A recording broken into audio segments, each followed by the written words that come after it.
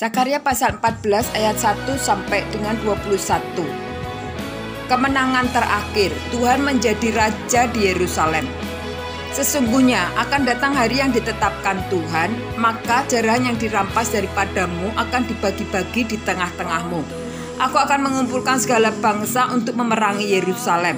Kota itu akan direbut, rumah-rumah akan dirampoki, dan perempuan-perempuan akan ditiduri. Setengah dari penduduk kota itu harus pergi ke dalam pembuangan, tetapi selebihnya dari bangsa itu tidak akan dilenyapkan dari kota itu. Kemudian Tuhan akan maju berperang melawan bangsa-bangsa itu seperti ia berperang pada hari pertempuran. Pada waktu itu kakinya akan berjejak di Bukit Zaitun yang terletak di depan Yerusalem di sebelah timur. Bukit Zaitun itu akan terbelah dua dari timur ke barat, sehingga terjadi suatu lembah yang sangat besar. Setengah dari bukit itu akan bergeser ke utara dan setengah lagi ke selatan. Maka tertutuplah lembah gunung-gunungku, sebab lembah gunung itu akan menyentuh sisinya, dan kamu akan melarikan diri seperti kamu pernah melarikan diri oleh karena gempa bumi pada zaman Uzia, Raja Yehuda. Lalu Tuhan Allahku akan datang, dan semua orang kudus bersama-sama dengan dia.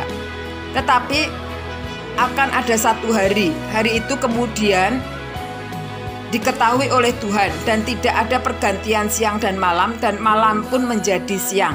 Pada waktu itu akan mengalir air kehidupan dari Yerusalem, setengahnya mengalir ke laut timur dan setengah lagi mengalir ke laut barat. Hal itu akan terus berlangsung dalam musim panas dan dalam musim dingin. Maka Tuhan akan menjadi raja atas seluruh bumi. Pada waktu itu Tuhan adalah satu-satunya dan namanya satu-satunya. Seluruh negeri ini akan berubah menjadi seperti Araba, Yordan, dan Geba sampai ke Rimon di sebelah selatan Yerusalem. Tetapi kota itu akan menjulang tinggi dan tetap tinggal di tempatnya. Dari pintu gerbang Benyamin sampai ke tempat pintu gerbang yang dahulu, yakni sampai ke pintu gerbang sudut, dan dari menara Hananael sampai ke tempat pemerasan anggur raja.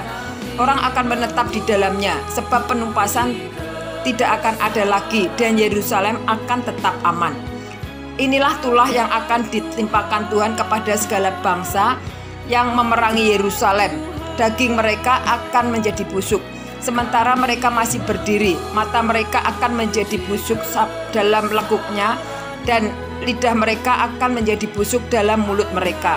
Maka pada waktu itu akan terjadi kegembaran besar daripada Tuhan di antara mereka, sehingga masing-masing memegang tangan temannya dan mengangkat tangannya melawan tangan temannya. Juga Yehuda akan berperang melawan Yerusalem itu, dan dikumpulkannya harta benda segala bangsa di sekeliling, yaitu emas, perak, dan pakaian dalam jumlah yang sangat besar. Tulah seperti itu juga akan menimpa kuda, bagal, unta, keledai, dan segala hewan yang ada dalam perkemahan-perkemahan itu. Maka semua orang akan tinggal dari segala bangsa yang telah menyerang Yerusalem akan datang tahun demi tahun untuk sujud menyembah kepada Raja Tuhan semesta alam, dan untuk merayakan hari raya Pondok Daun.